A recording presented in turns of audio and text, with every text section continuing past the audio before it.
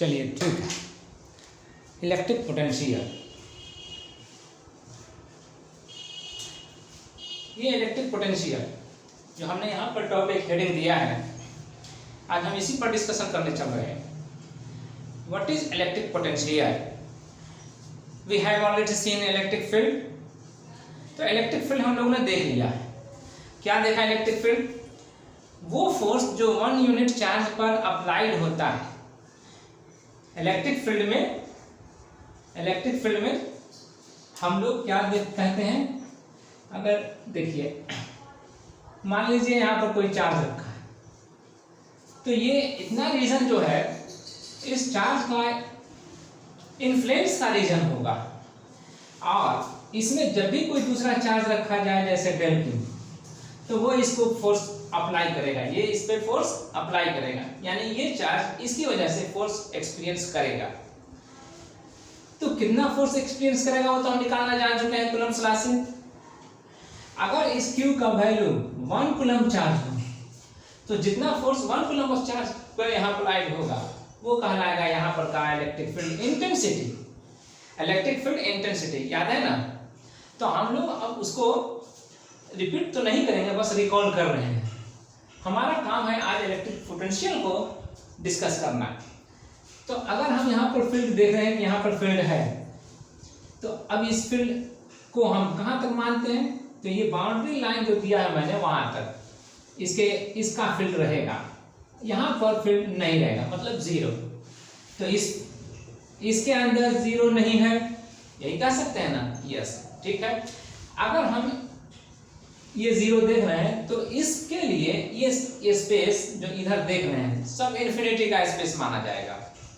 तो इन्फिनिटी का स्पेस है, तो अगर यहाँ पर ही कोई चार्ज है 1 कूलम्ब का और यहाँ से लाया जा रहा हो यहाँ तक, तो जैसे ही इस बाउंड्री में इंटर करेंगे वैसे ही इलेक्ट्रिक फोर्स इस पर अप्लाई हो जाएगा और उसके अगेंस्ट में ही इसको यहाँ पर लाया जा सकता है।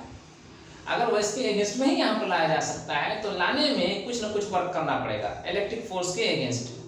जो वर्क 1 कूलम्ब ऑफ चार्ज को यहाँ तक लाने में करना पड़ता है वही इस जगह का इलेक्ट्रिक पोटेंशियल कहलाता है। समझ में आई बात? तो now let's define the work done in moving 1 coulomb of charge, 1 coulomb of charge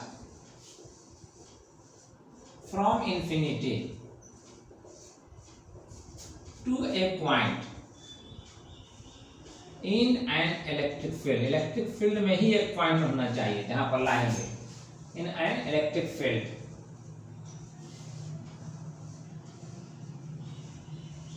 is electric potential of that point provided, बशर्ते के it is against the field। ये वर्क क्या है? against the field हो जाए, against the field, yes। तो that is, यहाँ पर आप अब जो मैंने डिफाइन किया 1 कूलम्ब ऑफ चार्ज के लिए किया था। अगर 1 कूलम्ब ऑफ चार्ज नहीं है, डेल क्यू चार्ज है, तो फिर डेल क्यू चार्ज को लाने में यहाँ पर कितना वर्क होगा ये देख लीजिए। तो अगर यहाँ पर डेल क्यू चार्ज लाते हैं तो मान लीजिए कि वर्क होता है W, तो ये डेल क्यू चार्ज के लिए हुआ W वर्क इंफिनिटी से किसी पॉइंट तक लाने में। तो 1 यूनिट चार्ज को लाने में कितना वर्क होगा? तो 1 यूनिट चार्ज को लाने में जो वर्क होगा उसके लिए हमें डेल क्यू से डिवाइड करना पड़ जाएगा, नहीं डेल क्यू से डिवाइड करना पड़ जाएगा, ठीक है। तो डेल क्यू से डिवाइड कर देते हैं, तो 1 कूलम्ब ऑफ चार्ज लाने के लिए इतना ही वर्क करना पड़ेगा, यही वर्क यहाँ पर का पोटेंशियल होगा, ठीक है। That is electric potential V equal to कितना हो जाएगा? W infinity to A point by del Q. अब इससे SI यूनिट इसका क्या होगा? ये हो गया डेफिनेशन। इसका ऐसा यूनिट क्या होगा, तो ये वर्क किस में मेजर किया जाता है, जूल में। चार्ज को किस में मेजर किया जाता है, कूलम में। तो जूल पर कूलम क्या है, जूल पर कूलम। और इसको इस तरह से भी लिखते हैं, कहते क्या है, in the honour of a scientist it is called volt. ये वोल्ट कहलाता है और V से लिखा जाता है, ठीक है। Therefore 1 वोल्ट ऑफ पोटेंशियल क्या कहलाएगा, 1 जूल पर कूलम। यानी अगर 1 जूल वर्क होता है 1 कूलम ऑफ चार्ज को लाने में किसी जगह पर इलेक्ट्रिक फील्ड के अगेंस्ट, तो वो उस जगह का 1 वोल्ट पोटेंशियल कहलाएगा, ठीक है। Are you noting? देखिए देखिए देखिए जरा, यस यस यस, चलिए ठीक है, ठीक। तो नाउ मैं इसे क्या करता हूँ, अब यहाँ से इरेज करता हूँ। लेकिन एसआई यूनिट के बाद क्या हमें जानना चाहिए, एक और क्वांटिटी है जानना चाहिए। इलेक्ट्रिक पोटेंशियल हमारा वेक्टर होगा या स्केलर होगा। यहाँ पर मैं लिख दूँ नेचर, क्या होना चाहिए, स्केलर, ठीक है, स्केलर होगा। तो अब हमारे पास टारगेट ये है हमारा कि इलेक्ट्रिक फील्ड पोटेंशियल को हम कैलकुलेट कैसे करेंगे मैथमेटिकली। डिफिनीशन हमारे पास हाजिर है ना, डिफिनीशन हाजिर है। तो ठीक है, अब हम इसे कैलकुलेट करने के लिए चलते हैं। Let's start. यस, इरेज कर दिया हमने, ठीक। तो इरेज कर दिया। अब यहाँ पर इलेक्ट्रिक फील्ड और ये कैलकुलेशन, यहाँ पर वर्ड मैं जोड़ दूं, calculation of electric potential, calculation, ठीक है। चलिए कैलकुलेशन में समझने के लिए हम पहले यहाँ पर एक चार्ज रख लेते हैं, पॉइंट O है और इससे r डिस्टेंस ए पार्ट एक दूसरा पॉइंट ले लेते हैं A, ठीक है। इस पॉइंट पे एक दूसरा चार्ज रख लीजिए डेल Q। ये डिस्टेंस कितना है, तो मान लीजिए R। तो ये चार्ज इस चार्ज पर कितना फोर्स अप्लाई करेगा, ठीक है, निकाल सकते हैं। The force on del Q due to Q कितना हो जाएगा, तो F1 इक्वल टू, मान लेते हैं F1 होगा फोर्स अप्लाइड, तो F के times Q del Q by R square कितना होगा। इसी लाइन को आगे अगर बढ़ा दें हम और यहाँ पर एक दूसरा पॉइंट ले लें A डैश, ठीक है, या A1, ठीक है। तो अगर हम A1 ले लेते हैं तो यहाँ से यहाँ तक का डिस्टेंस कितना होगा, ये तो यहाँ से यहाँ तक R था, यहाँ से यहाँ तक की डिस्टेंस कुछ होगा, तो यहाँ से यहाँ तक का डिस्टेंस अगर कुछ होगा तो इसको मान लीजिए R1, ठीक है।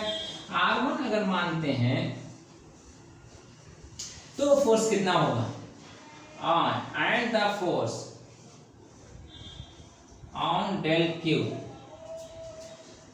एट, यहाँ पर लिखा जाएगा एट A एंड यहाँ लिखा जाएगा एट A1, ठीक है। तो F2 मान लीजिए K times Q del Q by R1 का स्क्वायर, वेरी सिंपल। तो अब हम देख रहे हैं कि यहाँ पर फोर्स ये है और यहाँ पर फोर्स ये है, क्या दोनों फोर्स सेम है, नहीं, क्योंकि डिस्टेंस सेम नहीं है इसलिए फोर्स भी सेम नहीं है। तो फोर्स सेम नहीं है तो फोर्स वैरी कर रहा है यहाँ से यहाँ तक में। अगर वैरी कर रहा है तो वैसे केस में हम यहाँ से यहाँ तक किसी चार्ज को लाएं तो वेरिएबल फोर्स से जितना वर्क हो रहा है वो निकालना थोड़ा कॉम्प्लिकेटेड होगा। अगर हम ये कैलकुलेट कर लें कि यहाँ से यहाँ के बीच में यूनिफॉर्म फोर्स कितना लग सकता है, ठीक है। तो यूनिफॉर्म फोर्स अगर हम मान निकालना चाहें तो एवरेज फोर्स हमें निकालना पड़ेगा F1 और F2 का। देयरफॉर तो एवरेज फोर्स, ये F लिखा जाएगा एवरेज फोर्स, और डिफाइन कैसे होगा, F1 plus F2 bye bye 2, F1 plus F2 जो दोनों फोर्स है दोनों का एवरेज, यही एवरेज फोर्स हुआ, ठीक है। तो अब इसमें हम निकालना चाहेंगे एवरेज फोर्स, तो अब इसके लिए हमें सिंप्लीफाई करना पड़ेगा। तो सिंप्लीफाई करना पड़ेगा और इसलिए F1 का वैल्यू ये है K times Q del Q by R square और प्लस इसका वैल्यू है k times del Q by R1 का स्क्वायर और तब बाई 2। ठीक है, और ये कहाँ से कहाँ तक है ये, तो हम यहाँ बता सकते हैं कि ओवर A1 है ना, यहाँ से यहाँ तक के बीच में ये फोर्स रहेगा। ठीक है, तो अब मैं इसे इरेज करूँ, लिख लिया है, चलिए ठीक है, तो ये इसे इरेज करता हूँ। और अब इतना फोर्स आने के बाद, लगने के बाद एवरेज फोर्स हम जब निकाल रहे हैं, इसको भी इरेज कर दूँ, ठीक है, इसको भी इरेज कर देता हूँ। तो एवरेज फोर्स हमारे लिए जो होगा वो 2 तो यहाँ 2 रहेगा ही, 1/2 कर लीजिए। ठीक है, के क्यू और डेल क्यू कॉमन ले लीजिए, तो ये इतने टर्म कॉमन लेने के बाद इसमें आएगा आर स्क्वायर, इसमें बचेगा R1 स्क्वायर, तो 1/r square plus 1/r1 square. ठीक है, तो अब आइए के क्यू डेल क्यू बाई 2। ठीक है, अब इसमें एलसीएम लेने का मैटर बनता है, तो आर स्क्वायर और R1 स्क्वायर, यहाँ पर R1 स्क्वायर और यहाँ पर R स्क्वायर। ठीक है, चलिए के क्यू डेल क्यू बाई 2। ठीक है, अब इसको अलजेब्राइक फॉर्म से फॉर्मूले को यूज करके हम लिख सकते हैं R1 माइनस R इसका होल स्क्वायर और plus 2R R1 by R square R1 का स्क्वायर। ठीक है, नो प्रॉब्लम। जब आप एक्सपांड करेंगे तो इसमें जो 2R R1 आएगा वो इस 2R R1 से कैंसिल हो जाएगा। ठीक है, और रिमेनिंग टर्म जो बचेगा वो यही रहेगा। ठीक है, now we proceed from here. तो के क्यू और डेल क्यू बाई 2। अब बताइए ये R1 और R, सॉरी यहाँ पर R रहेगा। ठीक है, R1 माइनस R, ये इसका वैल्यू और इसके वैल्यू में अगर हम कंपेयर करें, कोई एग्जांपल लेते हैं, जैसे आप देख लीजिए 3 लें R1 और R लें 2, तो 3 माइनस 2 कितना हो जाएगा 1। ठीक है, और 3 इंटू 2 यहाँ कितना हो जाएगा 6। तो क्या ये वैल्यू इससे कम है? नहीं, ये वैल्यू तो इससे ज्यादा है, इसके सामने यही वैल्यू कम है, और अगर यही कम है तो इसका स्क्वायर तो इससे और कम हो जाएगा। तो इसलिए ये यहाँ पर 1 कहेंगे तो 1 का स्क्वायर 1 ही होता है। ठीक है, इसका स्क्वायर 1 ही रह जाएगा, इससे और कम नहीं होगा। लेकिन इसके बदले में दूसरा कोई नंबर लेते तो इसके रेस्पेक्ट में कम ही आता। ठीक है, जैसे यहाँ पर 1/3 और 1/2 ले लीजिए, तो माइनस करते हैं तो यहाँ पर 6 आ जाएगा, 3 माइनस 2 आ जाएगा 1/6। ठीक है, तो 1/6 का स्क्वायर कितना हो जाएगा 1/36। यही दोनों नंबरों का प्रोडक्ट कितना हो जाएगा 1/2 एंड 1/3 यानी 1/6। अब बताइए स्क्वायर टर्म्स कम हुआ कि नहीं, इससे हुआ ना। ठीक, तो अगर कम है तो हम ये वैल्यू वही कम होगा, इससे ये कंफर्मली कह सकते हैं, और इसीलिए हम इसको इसमें ऐड करें ना करें इस पर कोई खास इफेक्ट नहीं पड़ेगा। तो इसलिए अब हम इसे लिख सकते हैं 2R R1 by R square R1 square, है ना। यहाँ पर लिख दीजिए अप्रोक्सीमेटली, ये स्क्वायर इससे ऐसे कैंसिल हो जाएगा। ठीक है, तो अब k times q del q by 2 आएगा। ठीक है, इस 2 से 2 को भी कैंसिल कर दीजिए। ठीक है, तब तो कुछ बचा ही नहीं यहाँ पर सिवाय r और r1 के। ठीक है, ये रहा, तो ये रहा फोर्स। अब ये फोर्स किधर है, राइट वार्ड। तो अगर हम चार्ज को इधर से इधर लाना चाहें तो हमें इतना ही के बराबर में फोर्स अप्लाई करना पड़ेगा वहां पर रहने वाले चार्ज को। जैसे डेल्टा को यहाँ पर रखा जाए और उसको यहाँ से यहाँ तक लाया जाए तो इतना ही बराबर में लेफ्ट वार्ड फोर्स अप्लाई करना पड़ेगा। Yes, external force. तो एक्सटर्नल फोर्स लगा करके हम यहाँ से यहाँ तक लाएंगे तो कुछ ना कुछ तो वर्क होगा। वो वर्क कितना होगा, चलिए अब वो कैलकुलेट कर लेते हैं। तो देयरफॉर ये इसको भी क्लियर कर लेंगे। ठीक है, और ये आपका एवरेज फोर्स था, यहाँ पर मैं यहाँ लिख देता हूँ average force. Therefore the work done when del Q is moved from A1 to A by external force,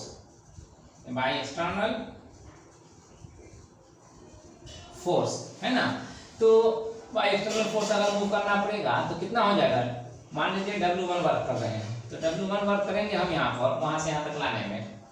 तो ये एवरेज फोर्स को हम मल्टीप्लाई करेंगे यहाँ से यहाँ तक के डिस्प्लेसमेंट में, ठीक है। तो यहाँ से यहाँ तक का डिस्प्लेसमेंट में एवरेज फोर्स को मल्टीप्लाई करेंगे तो k times q del q by r1, ठीक है। और यहाँ से यहाँ तक का डिस्टेंस है कितना, ये डिस्टेंस है r1 माइनस r का, ठीक है। यहाँ से यहाँ तक का डिस्टेंस r1 और यहाँ से यहाँ तक का डिस्टेंस r, तो ये डिस्टेंस कितना हो जाएगा r minus r1 minus r, ठीक है, यस। तो ये इतना वर्क होगा। अब इसमें क्या आएगा भाई, तो k q डेल q यहाँ पर रख लीजिए और इस r1 को इसके अंदर लाइए, तो r1 minus r by r1 इतना लिखेंगे। क्या आएगा इसका value, k q del q जी, और r1 बाई r1, ठीक है। और यहाँ पर आइए r बाई r1, ठीक है। तो अब इसमें कुछ कैंसिल होगा, इसमें कुछ कैंसिल होगा। क्या कैंसिल होगा,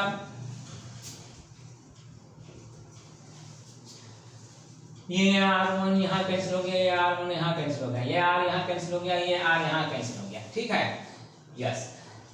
अब अगर यहाँ तक आप समझ गए तो वर्क डन कितना हो रहा है, W1 equal to 1 by r minus 1 by r1, ठीक है। लेकिन मल्टीप्लाइड बाई, लीजिए पहले तो वो लिखा ही नहीं, ठीक है। एक काम कीजिए, पहले यही लिखते हैं k times q del q, ठीक है, और तब by 1 by r minus 1 by r, ठीक। तो यहाँ से यहाँ तक लाए तो इतना वर्क हुआ। अगर इसी लाइन को आगे प्रोसीड कीजिए टू इन्फिनिटी, तो फिर ऐसे ऐसे पॉइंट्स इसमें, यहाँ पर दूसरा पॉइंट ले लीजिएगा a2, यहाँ पर तीसरा पॉइंट ले लीजिएगा a3 और यहाँ पर लास्ट पॉइंट इन्फिनिटी का लीजिएगा, ठीक है। तो सबसे यहाँ से लाना पड़ेगा, तो यहाँ से यहाँ तक लाने में कितना वर्क होगा, ठीक वैसे ही निकाला जाएगा, नहीं निकाला जाएगा। तो उसमें क्या कीजिएगा, तो सिमिलरली आप लिखिएगा, similarly W2 when del q is moved from A2 to A1, A2 से A1 तक मूव करते हैं, ठीक है, यस। तो कितना हो जाएगा, k times q del q और times 1 by r1 minus 1 by r2, कितना लिख रहा है ना, चलिए देखा मैंने, यस, ठीक है, चलिए ठीक है। तो इसको लिखिए, लिख लिया। अब अगर लिख लिया तो फिर यहाँ से मैं इरेज करूँ, चलिए ठीक है। तो अब समझ रहे होंगे कि इस तरह से सारा वर्क निकल जाएगा। तो सिमिलरली जैसे W1 निकाले हैं इतना, तो W3 या W4 भी निकाला जाएगा। तो इस तरह से टोटल वर्क डन कितना होगा जब हम यहाँ से यहाँ तक लाएंगे, तो इसके लिए हमें ऐड करना पड़ेगा। तो देयरफॉर अब लिखेंगे total work done when del q is moved from an to a, नहीं, from an to a तक, है ना, इन में नंबर्स के पॉइंट से a तक लाने में कितना वर्क हो जाएगा। तो सब मिला करके ये टोटल वर्क हो जाएगा W, और टोटल वर्क जो निकालेंगे हम, जो सेपरेट सेपरेट वर्क किए हैं थोड़ा थोड़ा, W1 W2 सबको ऐड करके निकलेगा, नहीं। तो अब इसमें जो वैल्यू आएगा k times q del q और 1 by r minus 1 by r1, ठीक है, और k q डेल q यहाँ 1 by r1 minus 1 by r2, और ठीक इस तरह से आगे, नहीं। तो लास्ट में हम लिख सकते हैं 1 by r n minus 1 1 minus r n, ठीक है, ऐसा लिख सकते हैं, नहीं दिख रहा। तो यहाँ पर प्लस कर लीजिए और लिखिए k q del q times 1 by r n minus 1 by r n, इतना, ठीक है। तो अब बताइए W करेंगे तो इसमें ये टर्म सब में तो कॉमन आ रहा है, कॉमन ले लीजिए, डेल क्यू, और अब 1/r minus 1/r1 plus 1/r1 minus 1/r2 और प्लस तरह से करते करते हमारे पास कहाँ तक पहुँचने का रास्ता बन जाएगा, ये यहाँ तक रास्ता बन गया नहीं, यस। तो अगर यहाँ तक बन गया रास्ता तो फिर फाइनल वर्क हमारे पास कितना हो जाएगा, फाइनल वर्क जो होगा वो आप समझ रहे होंगे, जो कैंसिलेशन होता है कैंसिल करने के बाद जो बचेगा वही ना, ये 1/r1 1/r1 plus minus cancel, तो फिर इसके बाद 1/r2, इसके बाद आने वाले 1/r2 से कैंसिल हो सकता था, ठीक है। तो उसी तरह से ये टर्म भी इससे पहले आने वाले टर्म से कैंसिल हो सकता था। तो चलिए अब आपके पास बचा क्या, 1/r और यहाँ पर यहाँ पर लिखना चाहिए rn, ये ठीक है इतना। तो अब हम यहाँ पर 1/r माइनस 1/rn लिख लिया। ये कितना वर्क हुआ, कितना वर्क हुआ इन्फिनिटी से किसी पॉइंट ए तक लाने में, ठीक है। तो यही हो गया w infinity two point A. तो कितना चार्ज को लाने में, डेल क्यू को ना 1 यूनिट चार्ज को लाने में कितना वर्क होता है, तो ये तो हुआ nth पोजीशन ना, है ना, ठीक है। तो अब यहाँ पर मैं एक और क्लियर कर दूं कि as n tends to infinity therefore rn tends to infinity and so 1/rn means 1/infinity मतलब 0। तो जब 0 होगा तो ये होगा, ठीक है। चलिए तो अब यहाँ पर मैं फाइनली लिख दूँ, यहाँ पर मिटाऊँ, चलिए ठीक है, यहाँ पर लिख देता हूँ मैं therefore w infinity to a point a equal to k times q del q, और ये तो 0 हो जाएगा, तो 1/r माइनस 0। तो अब फाइनली आप कह लीजिए कि ये जो वैल्यू आएगा वो k q del q by r आएगा, ठीक। अब डेल क्यू आप ले आइए यहाँ, क्योंकि आपने डेल क्यू चार्ज को लाया है, 1 कूलम ऑफ चार्ज को नहीं लाया। 1 कूलम ऑफ चार्ज को लाने में कितना वर्क होगा ये निकालना है। तो infinity to a by del Q और तब equal to k times q by r, ये आएगा, ठीक है। चलिए अब अगर ये आया है तो टोटल हमारे पास वर्क कितना हो गया, और ये जो डेफिनेशन था कि 1 यूनिट चार्ज को लाने में जो वर्क होगा वही कहलाएगा पोटेंशियल उस पॉइंट का। तो बाय डेफिनेशन ये पोटेंशियल हो गया, तो इसलिए v equal to k times q by r, ये हो गया, है ना। तो इतनी चीजें हो गई, ये हमने कैलकुलेट करना था, कैलकुलेट हमने कर लिया, ठीक है। आप इसको नोट कर लीजिए, ठीक है। चलिए यस, आप नोट कर रहे हैं, ठीक है, ठीक, नोट कीजिए, यस। तो ठीक है, चलिए नोट कर चुके। तो अब यहाँ पर हम कुछ रिमार्क्स देने जा रहे हैं, है ना, कुछ रिमार्क्स यहाँ पर देने जा रहे हैं। ये इसको मिटाइए, ठीक है। ये लीजिए ना, तो इसमें हम यहाँ रिमार्क्स क्या देंगे अब देखते हैं। चलिए ये लीजिए रिमार्क्स, ठीक है। रिमार्क्स में हमारे पास ये है कि point number 1 as v equal to k times q by r, ठीक है, k times q by r। तो अब आप ग्राफिकली इसको, इसलिए v जो है वो प्रोपोर्शनल होगा 1/r के। चार्ज तो फिक्स रहता है, डिस्टेंस ना वेरी करेगा, जब चार्ज वेरी करेगा तो देखा जाएगा, तो 1/r, ठीक है। तो इसका ग्राफिकल रिप्रेजेंटेशन ये इस तरह से होगा, ग्राफिकली v इस पर लीजिए एक्सिस पर, r इस एक्सिस पर लीजिए, और ग्राफ जब खींचेगा तो r जब इन्फिनिटी रहेगा तो इसका होल वैल्यू 0, और इसलिए v भी 0, तो इन्फिनिटी पर v 0 रहेगा इस, और जैसे जैसे r इनफाइनाइट हो जाएगा वैसे वैसे v, हाँ r इनफाइनाइट होगा तो इधर जाएगा, तो इधर जाएगा तो v डिक्रीज करेगा, और r 0 होगा अगर तो ये इंक्रीज करेगा, तब ये इनफाइनाइट होगा। तो अब इनफाइनाइट होगा तो आप यहाँ पर ले लीजिए ऐसे, और उसके बाद इसको ऐसे लीजिए, है ना, ये इंफिनिटी पर जाकर के ये भी 0 हो जाएगा, ठीक है। ये ग्राफिकल रिप्रेजेंटेशन हुआ। Point number 2,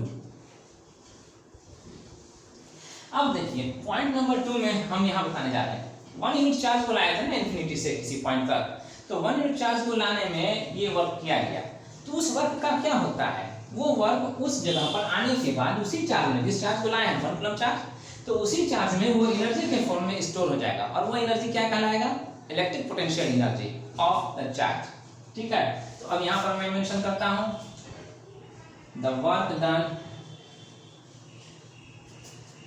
is stored in the charge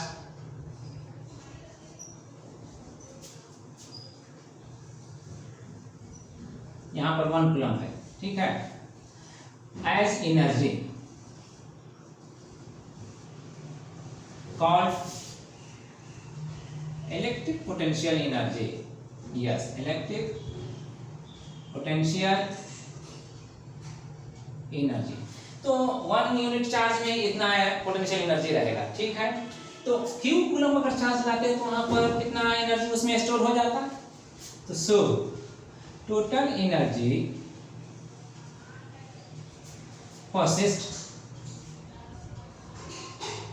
bye, यहां पर लिख दूं, by del Q coulomb of charge by the charge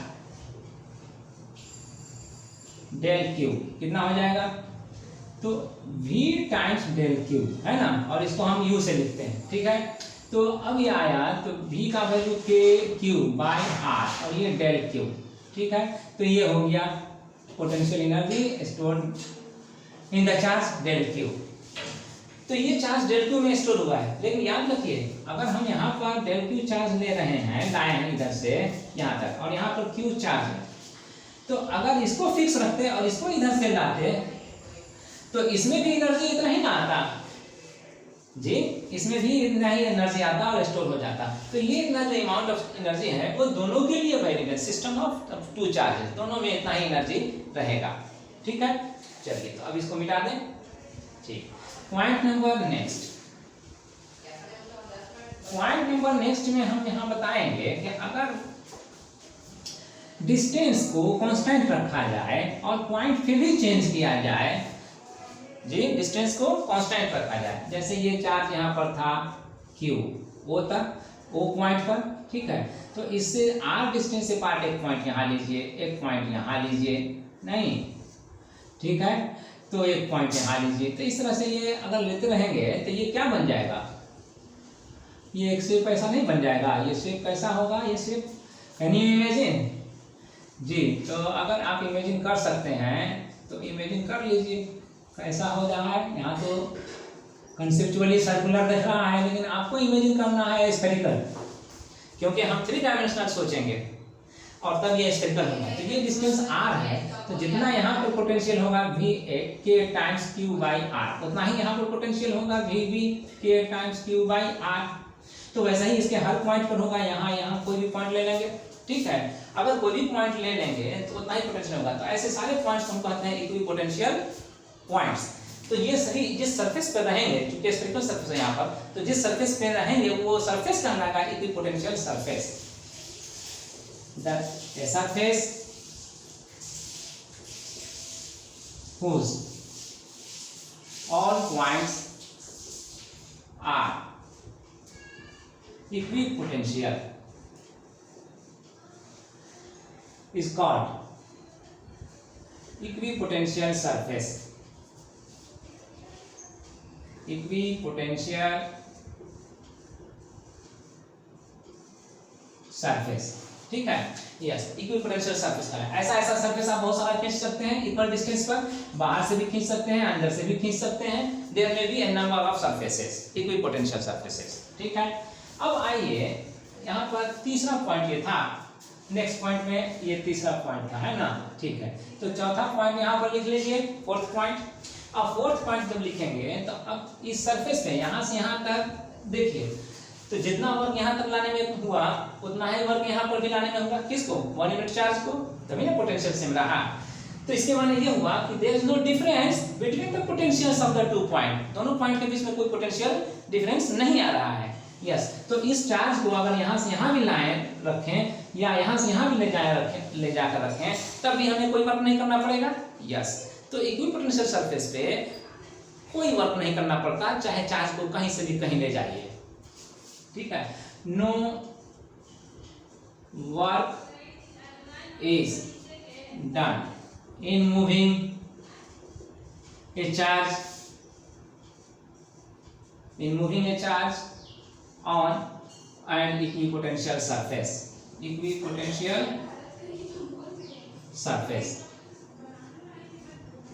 yes.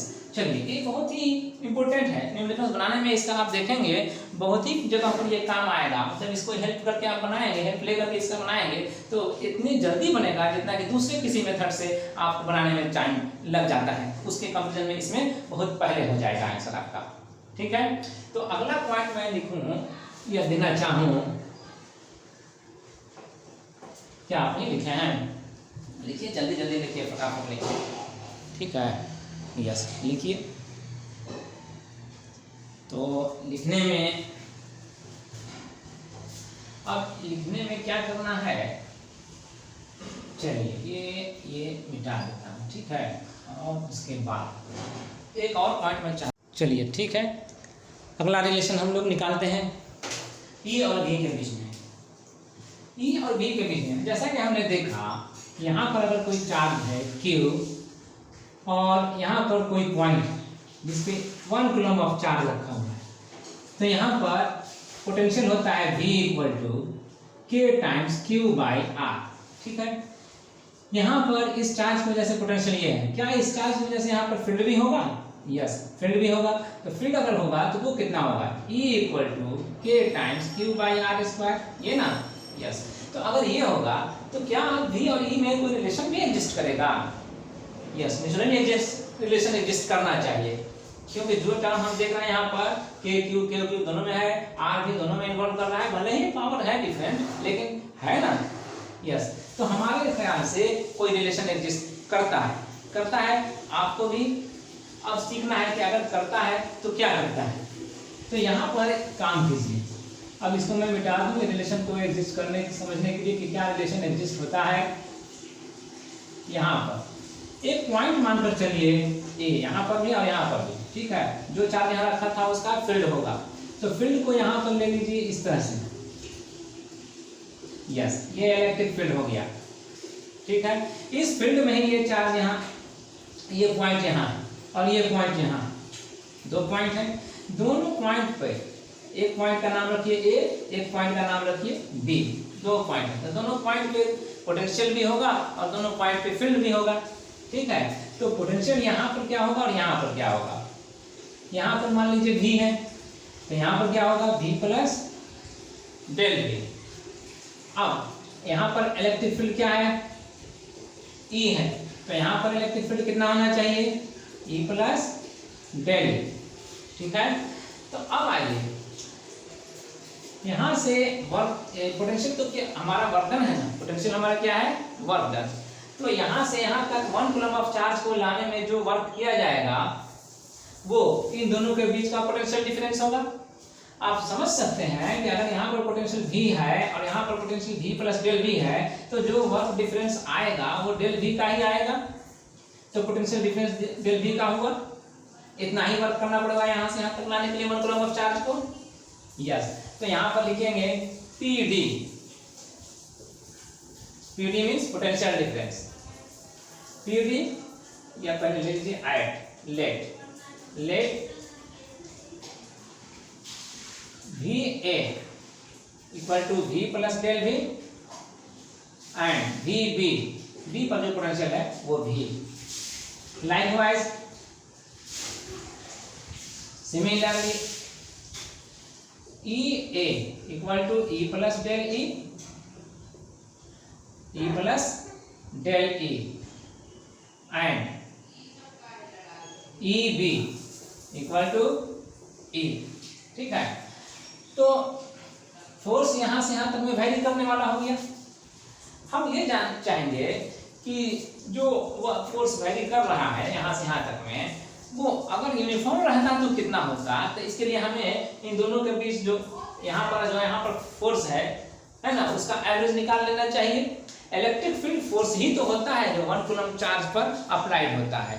तो इलेक्ट्रिक फील्ड अगर हमने E माना और E प्लस डेल E माना इन दोनों जगहों पर, तो इस बीच में फोर्स कितना रहा होगा यूनिफॉर्म अगर लेना चाहें तो दोनों का एवरेज निकालना पड़ेगा। तो therefore average E equal to कितना हो जाएगा, E plus del E divided by 2, लेकिन यहाँ पर A ऐड करेंगे ना, यस। ये हो गया A पॉइंट पर का फील्ड और ये हो गया B पॉइंट पर का फील्ड, दोनों को ऐड करके हाफ कर दिया तो एवरेज यही हुआ।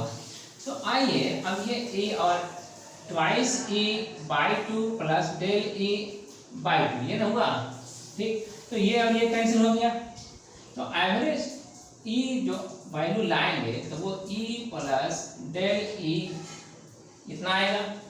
इसके मुकाबले में ये जो वैल्यू है डेल E वो काफ़ी कम है, तो अगर काफ़ी कम है तो उसका हाफ तो और भी कम होगा, और इसलिए हम इसको निगलेक्ट कर दें इसमें ऐड करने के बजाय, तो इस पर कोई इफेक्ट नहीं पड़ेगा। तो अब हम यहाँ लिख सकते हैं नियरली इक्वल टू E, ठीक है। चलिए तो ये हो गया E, माने यहाँ से यहाँ तक E एवरेज ले सकते हैं, ठीक है। तो अगर हम यहाँ से यहाँ तक लाना चाहें 1 कूलम ऑफ चार्ज को, तो इसी फोर्स के बराबर में अपोजिट डायरेक्शन में फोर्स अप्लाई करना पड़ेगा और तब आकर देखना पड़ेगा कि यहाँ से यहाँ तक लाने में कितना वर्क हुआ। तो ठीक है, देखिए, इसलिए work done when 1 coulomb of charge is move from B to A कितना हो जाएगा, इक्वल टू, माइनस करना पड़ेगा ना, चूंकि जिस डायरेक्शन में फील्ड है उसके अपोजिट में फोर्स अप्लाई करना है, तो एक्सटर्नल फोर्स जो भी अप्लाई हो रहा है अपोजिट में हो रहा है, तो माइनस ऑफ E इतना को हमें मल्टीप्लाई करना पड़ेगा डेल R से। और डेल R क्या है, यहाँ से यहाँ तक के बीच का डिस्टेंस है, समझे। इसी डिस्टेंस की वजह से ये वैल्यू जो है वो वेरी कर रहे हैं, ठीक है। तो डेल R से मल्टीप्लाई कर दीजिएगा, वर्क डन निकल जाएगा, ठीक है। जो वर्क डन होता है वो दोनों पॉइंट के बीच का पोटेंशियल डिफरेंस होता है। अब देखिए पोटेंशियल यहाँ पर V प्लस डेल V है, यहाँ पर V है, तो फिर पोटेंशियल डिफरेंस होगा कितना, तो पोटेंशियल डिफरेंस कितना होगा इसके लिए हम यहाँ पर ले लेते हैं, यहाँ पर potential difference between B A and B, A and B, ये बिटवीन यहाँ पर लीजिए ऐसे, ठीक है, between A and B equal to कितना, VA माइनस VB, ठीक है। तो V plus del V minus V, ये V और V कैंसिल हो जाएगा, क्या बचेगा, डेल V, यस।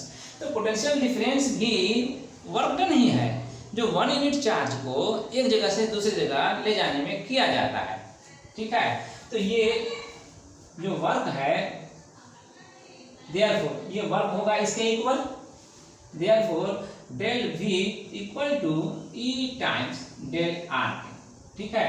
तो अब आप ये लिख सकते हैं, और इन कैलकुलस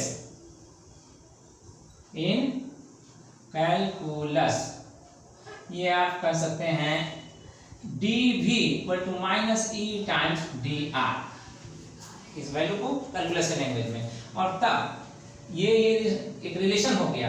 अब ये याद रखें, या फिर ये भी रिलेशन होता है dV बाई dr, ये याद रखें। तो दोनों में से जो भी आसान हो वो आप याद रखें, लेकिन इसका यूज होगा, एप्लीकेशन है ना, you will see when we solve numericals,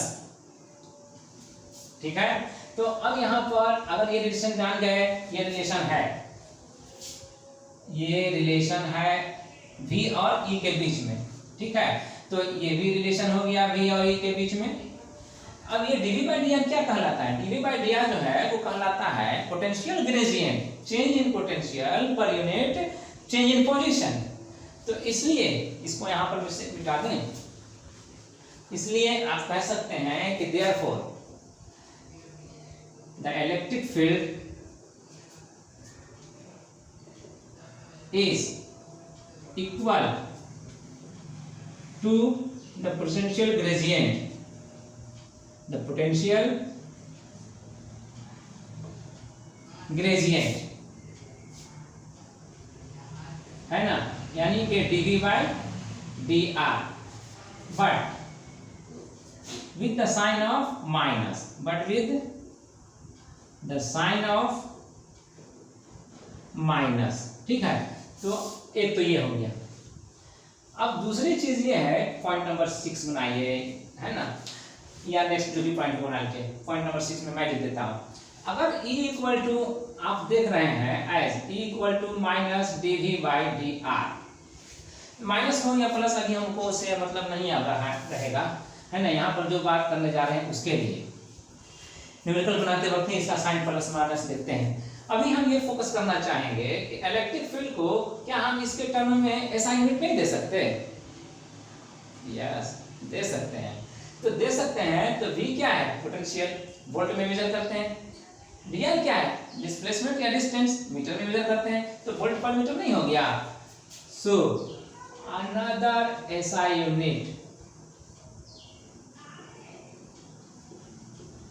of SI unit of E क्या हो गया? वोल्ट पर मीटर। इसको ऐसे लिखिए या इस तरह से लिखिए, है ना। चलिए इसी पॉइंट पर अब इसको हम कवर करते हैं। I think you might have understood the fact. नहीं, ठीक है। अगर अभी समझ में आया, कुछ भी समझ में आया, तो अब इसको रिवाइज करेंगे ना। रिवाइज करने के दौरान आप पाएंगे कि जहाँ पर डाउट्स हैं वहाँ पर क्लियर कर लें, डाउट्स को क्लियर करना है। और डाउट्स तभी आएगा जब आप रिवाइज करेंगे। सो डू रिवाइज, ओके, ठीक।